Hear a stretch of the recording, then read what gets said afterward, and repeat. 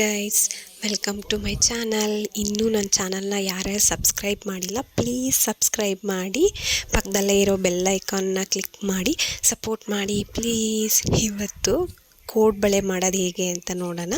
ಮನೆಯಲ್ಲೇ ರುಚಿಯಾದ ಗರಿಗರಿಯಾದ ಕೋಡ್ಬಳೆನ ಮನೆಯಲ್ಲೇ ಮಾಡ್ಕೊಬೋದು ಫುಲ್ ಈಸಿಯಾಗಿ. ಅದಕ್ಕೆ ಏನೇನು ಬೇಕಂತ ನೋಡೋಣ. ಅಕ್ಕಿ ಹಿಟ್ಟು ನಾವಿಲ್ಲಿ 1 kg ಆಗೋಷ್ಟು ತೊಗೊಂಡಿದ್ದೀನಿ. ಮತ್ತು ಒಂದು 3 ಟೇಬಲ್ ಸ್ಪೂನ್ ಎಳ್ಳು, ವೈಟ್ ಎಳ್ಳು, ಮತ್ತು 2 ಟೇಬಲ್ ಸ್ಪೂನ್ ಜೀರಿಗೆ, ಒಂದು ಬೌಲಷ್ಟು ಕಡಲೆ, ಮತ್ತು ಒಂದು 4ರಿಂದ 5 ಮೆಣಸಿನ್ಕಾಯಿ. ಖಾರಕ್ಕೆ ನೋಡ್ಕೊಂಡು ಹಾಕ್ಕೊಳ್ಳಿ. ಕಡಲೆ ಮತ್ತು ಮೆಣಸಿನ್ಕಾಯಿನ ಪೌಡ್ರ್ ಮಾಡ್ಕೊಬೇಕು ಮಿಕ್ಸಿಯಲ್ಲಿ. ತರಿಯಾಗಿ ಮಾಡಿಕೊಂಡ್ರು ಸಾಕು, ಚೆನ್ನಾಗಿರುತ್ತೆ. ಇಲ್ಲಿ 1 kg ಆಗುವಷ್ಟು ಅಕ್ಕಿ ಹಿಟ್ಟನ್ನು ತೊಗೊಂಡಿದ್ದೀನಿ. ಇದು ಆಲ್ರೆಡಿ ಅಕ್ಕಿ ಹಿಟ್ಟು ಮನೇಲಿ ಇದ್ದಿದ್ದರಿಂದ ಸ್ವಲ್ಪ ಲೈಟಾಗಿ ಬಿಸಿ ಮಾಡ್ಕೊಳ್ಳೋಣ ಅಂತ ಅಮ್ಮ ಲೈಟಾಗಿ ಬಿಸಿ ಮಾಡ್ತಿದ್ದಾರೆ. ತುಂಬ ಏನು ಜಾಸ್ತಿ ಉರಿಯೋದೇನು ಬೇಡ, ಸ್ವಲ್ಪ ಲೈಟಾಗಿ ಫುಲ್ ಅಕ್ಕಿ ಹಿಟ್ಟೆಲ್ಲ ಫುಲ್ ಬಿಸಿ ಆಗುವಷ್ಟು ಹುರ್ಕೊಂಡ್ರೆ ಸಾಕು. ಅದು ಕೋಡ್ಬಳೆ ಗರಿಗರಿಯಾಗಿ ಬರುತ್ತೆ ಅಂತ ಹೇಳಿ ಹುರ್ಕೊತಿದ್ದಾರೆ. ಕೋಡ್ಬಳೆಗೆ ಅಂತಲೇ ಅಕ್ಕಿ ಹಿಟ್ಟು ಮಾಡಿಸಿದ್ರೆ ಸ್ವಲ್ಪ ಅಕ್ಕಿನೇ ಸ್ವಲ್ಪ ಬೆಚ್ಚಗೆ ಮಾಡಿ ಮಿಲ್ ಮಾಡಿಸ್ತಾರೆ. ಇದು ಮನೇಲಿ ಇದ್ದಿದ್ದು ಅಕ್ಕಿ ಹಿಟ್ಟಿಂದನೇ ಮಾಡ್ತಿರೋದಲ್ವ, ಹಾಗಾಗಿ ಸ್ವಲ್ಪ ಬೆಚ್ಚಗೆ ಮಾಡಿ ಹಾಕ್ಕೊಳ್ಳೋದ್ರಿಂದ ಗರಿಗರಿಯಾಗಿ ಬರುತ್ತೆ ಅಂತ ಹೇಳಿ ಅಮ್ಮ ಸ್ವಲ್ಪ ಲೈಟಾಗಿ ಬಿಸಿ ಮಾಡ್ಕೊತಿದ್ದಾರೆ. ಈ ಕೋಡ್ಬಳೆ ಆ್ಯಕ್ಚುಲಿ ನನ್ನ ಮಗನಿಗೋಸ್ಕರ ಮಾಡ್ತಿರೋದು. ನಾವು ಔಟ್ಸೈಡ್ ಫುಡ್ ಅಂದರೆ ಚಾಕ್ಲೇಟು, ಬಿಸ್ಕೆಟು, ಲೇಸು ಈ ಥರದ್ದೇನು ನನ್ನ ಮಗನಿಗೆ ತಿನ್ನಿಸಲ್ಲ. ಅವನೇನಾದರೂ ತಿಂಡಿ ಕೊಡಮ್ಮ ಅಂತ ಕೇಳ್ತಾನೆ ಇದ್ದ ಅಂತ ಹೇಳಿ ನಮ್ಮಮ್ಮ ಮಾಡ್ತಿದ್ದಾರೆ. ಈ ಕಡೆ ಒಂದು 1/4 ಲೀಟ್ರಷ್ಟು ಎಣ್ಣೆ ಕೂಡ ಬಿಸಿ ಮಾಡೋಕ್ಕೆ ಇಟ್ಕೊಳ್ಳೋಣ. ಬಿಸಿಯಾದ ಎಣ್ಣೆ ಹಾಕಿದ್ರೆ ಇನ್ನೂ ಕ್ರಿಸ್ಪಿಯಾಗಿ ಬರುತ್ತೆ ಅಂತ ಹೇಳಿ ಅಕ್ಕಿ ಹಿಟ್ಟನ್ನ ಒಂದು ಪಾತ್ರೆಗೆ ಹಾಕಿ ಇಟ್ಕೊಂಡಿದ್ವಿ ಅಲ್ಲ, ಅದಕ್ಕೆ ಕಡಲೆ ಮತ್ತು ಮೆಣಸಿನ್ಕಾಯಿ ಪೌಡ್ರ್ ಮಾಡಿದ್ವಲ್ಲ ಅದನ್ನು ಕೂಡ ಹಾಕಿ ಚೆನ್ನಾಗಿ ಮಿಕ್ಸ್ ಮಾಡ್ಕೊಬೇಕು ಒಂದು ಸಾರಿ. ಇದೇ ಟೈಮಲ್ಲಿ ಸಾಲ್ಟು, ಟೇಸ್ಟಿಗೆ ತಕ್ಕಷ್ಟು ಸಾಲ್ಟ್ ಕೂಡ ಹಾಕ್ಕೊಂಡು ಚೆನ್ನಾಗಿ ಮಿಕ್ಸ್ ಮಾಡ್ಕೊಬೇಕು. ಆ್ಯಕ್ಚುಲಿ ನಮ್ಮ ಅಜ್ಜಿ ಅದನ್ನು ಮಿಕ್ಸ್ ಮಾಡ್ತಿರೋದು. ಅವರೇ ಈ ಥರ ಮಾಡೋದ್ರಲ್ಲೆಲ್ಲ ಎಕ್ಸ್ಪರ್ಟು. ನಮ್ಮ ಅಜ್ಜಿನೇ ಚೆನ್ನಾಗಿ ಮಾಡ್ತಾರೆ. ಸೊ ಅವರೇ ಮಾಡ್ತಿದ್ದಾರೆ, ಫುಲ್ ಮಿಕ್ಸ್ ಮಾಡ್ತಿದ್ದಾರೆ ಎಲ್ಲನೂ. ಚೆನ್ನಾಗಿ ಮಿಕ್ಸ್ ಮಾಡಿಕೊಂಡು ಎಣ್ಣೆ ಕಾಯಿಸಿಟ್ಟಿದ್ವಿ ಅಲ್ಲ ಅದು ಕೂಡ ಹಾಕ್ಕೊಂಡ್ವಿ. ಇದು ಆ್ಯಕ್ಚುಲಿ ಕೊಬ್ಬರಿ ಎಣ್ಣೆ ಯೂಸ್ ಮಾಡ್ತಿರೋದು, ಅದರಿಂದ ಅದು ನೊರೆ ಥರ ಬಂತು ಹಾಕಿದ ತಕ್ಷಣ ಅಷ್ಟೇ. ಅದನ್ನೆಲ್ಲ ಚೆನ್ನಾಗಿ ಮಿಕ್ಸ್ ಮಾಡ್ಕೊಬೇಕು. ಆಮೇಲೆ ಕೈಯಲ್ಲೇ ಮಿಕ್ಸ್ ಮಾಡ್ತಿದ್ದಾರೆ. ಚೆನ್ನಾಗಿ ಮಿಕ್ಸ್ ಮಾಡ್ಕೊಂಡು ಸ್ವಲ್ಪನೇ ನೀರು ಹಾಕ್ಕೊಂಡು ಚೆನ್ನಾಗಿ ಮಿಕ್ಸ್ ಮಾಡ್ಕೊಬೇಕು. ಒಂದೇ ಸಲ ನೀರು ಹಾಕಿದ್ರೆ ಹದ ಗೊತ್ತಾಗಲ್ಲ ಅಲ್ವಾ, ಸ್ವಲ್ಪ ಲೈಟಾಗಿ ನೀರು ಹಾಕ್ಕೊಂಡು ಮಿಕ್ಸ್ ಮಾಡ್ಕೊಳ್ತಾ ಬರಬೇಕು. ಚೆನ್ನಾಗಿ ಮಿಕ್ಸ್ ಮಾಡ್ಕೋಬೇಕು. ಅದೆಲ್ಲೋ ಗಂಟು ಆ ಥರ ಏನೂ ಇರಬಾರ್ದು. ಚೆನ್ನಾಗಿ ಮಿಕ್ಸ್ ಮಾಡಿ ಇಟ್ಕೊಬೇಕು. ಈ ಥರ ಮನೆಯಲ್ಲೇ ಮಾಡೋದ್ರಿಂದ ಹೈಜಿನಿಕ್ಕಾಗೂ ಇರುತ್ತೆ, ಟೇಸ್ಟಿಯಾಗೂ ಇರುತ್ತೆ. ನಾವೇನು ಟೇಸ್ಟಿಂಗ್ ಪೌಡ್ರಾಗಲಿ ಮತ್ತು ವನಸ್ಪತಿ ಆಗಲಿ ಏನೂ ಯೂಸ್ ಮಾಡ್ತಿಲ್ಲ. ಜಸ್ಟ್ ಎಣ್ಣೆ, ನೀರು ಅದನ್ನೇ ಹಾಕಿ ಕಲಿಸ್ತಿರೋದು. ಸ್ವಲ್ಪ ಖಾರ ಕಡಿಮೆ ಇತ್ತು ಅಂತೇಳಿ ಅಮ್ಮ ಸ್ವಲ್ಪ ಚಿಲ್ಲಿ ಪೌಡ್ರು ಕೂಡ ಆ್ಯಡ್ ಮಾಡ್ತಿದ್ದಾರೆ. ನೀವು ನೋಡ್ಕೊಂಡು ಟೇಸ್ಟ್ ನೋಡಿಕೊಂಡು ನಿಮಗೆ ತಕ್ಕಾಗಿ ಹಾಕ್ಕೊಬೋದು. ಇಲ್ಲಿ ಪಾಪು ಕೂಡ ತಿಂತಾನೆ ಅಂತ ನಾವು ಅಷ್ಟು ಖಾರ ಹಾಕಿಲ್ಲ, ತುಂಬ ಲೈಟಾಗಿ ಹಾಕಿದ್ದಾರೆ ಖಾರನ. ನೀವು ಸ್ವಲ್ಪ ಖಾರ ಜಾಸ್ತಿ ಬೇಕು ಅನ್ನೋರು ಸ್ವಲ್ಪ ಮೆಣಸಿನ್ಕಾಯಿ ಎಲ್ಲ ಜಾಸ್ತಿ ಹಾಕ್ಕೊಬೋದು. ಇದು ಏನಿಲ್ಲ, ಚೆನ್ನಾಗಿ ಕರೆಕ್ಟಾಗಿತ್ತು ಅಂತಲೇ ಹೇಳ್ಬೋದು. ಅಷ್ಟೊಂದೇನು ಕಡಿಮೆ ಇರಲಿಲ್ಲ ನಾವು ಮಾಡಿದ್ದು. ಈ ಥರ ಉಂಡೆಗಳಾಗಿ ಮಾಡಿಟ್ಕೊಂಡಿದ್ದಾರೆ.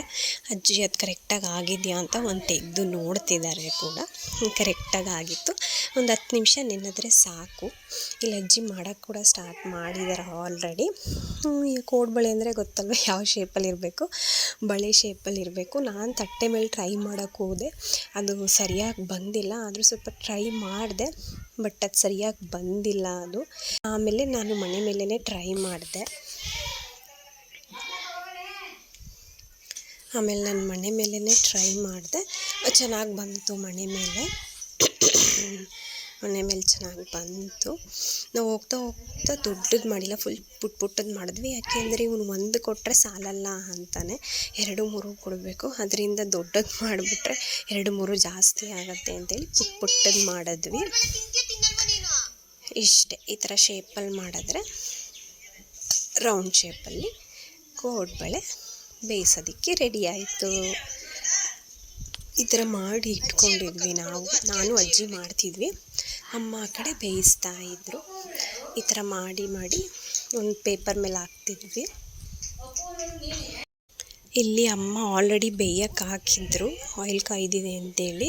ಆಗಲೇ ಹೇಳಿದ್ನಲ್ಲ ನಾವು ಕೊಬ್ಬರಿ ಎಣ್ಣೆ ಯೂಸ್ ಮಾಡೋದು ಅಂತ, ಅದಕ್ಕೆ ಫುಲ್ ನೊರೆ ನೊರೆ ಥರ ಆಗಿಬಿಟ್ಟಿದೆ. ಆ್ಯಕ್ಚುಲಿ ಆಯಿಲ್ ಬಿಸಿ ಆಗೋಕ್ಕೂ ಮುಂಚೆ ಲೆಮನ್ ಜ್ಯೂಸು ಸ್ವಲ್ಪ ಅದಕ್ಕೆ ಹಾಕ್ಕೊಂಡ್ರೆ ಈ ಥರ ನೊರೆ ನೊರೆ ಬರಲ್ಲ ಅಂತ. ಸೊ ನಾವು ಯೂಸ್ ಮಾಡಿಲ್ಲ, ನಮ್ಮ ಅಜ್ಜಿ ಆ ಥರ ಲೆಮನ್ ಜ್ಯೂಸ್ ಹಾಕಿದ್ರೆ ತಿನ್ನಲ್ಲ ಅಂತ ಹೇಳಿ ನಾವು ಯೂಸ್ ಮಾಡಿಲ್ಲ. ಹಾಗಾಗಿ ಅದು ಫುಲ್ಲು ನೊರೆ ನೊರೆ ಥರ ಆಗಿಬಿಟ್ಟಿದೆ. ಕೋಡ್ಬಳೆ ಬೇಯ್ತಾ ಅಷ್ಟು ನೊರೆ ನೊರೆ ಇರಲ್ಲ, ಫುಲ್ಲು ಕಡಿಮೆ ಆಗಿಬಿಡತ್ತೆ. ತೋರಿಸ್ತೀನಿ ನಾನು ನೆಕ್ಸ್ಟು ಅದನ್ನು. ಏನು ತಿಂತಿದ್ಯಾ ಕಂದ? ಏನು ತಿಂಡಿ ಹೇಳೋದು? ಕೋಡ್ಬಳೆ ಹೆಂಗೈತೆ? ಸೂಪರಾ?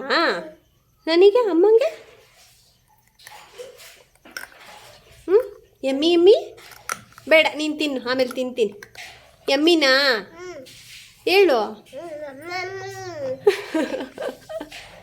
ಇಲ್ಲಿ ನನ್ನ ಮಗ ಕೂಡ ಟೇಸ್ಟ್ ನೋಡಿ ಹೇಳ್ತಿದ್ದಾನೆ.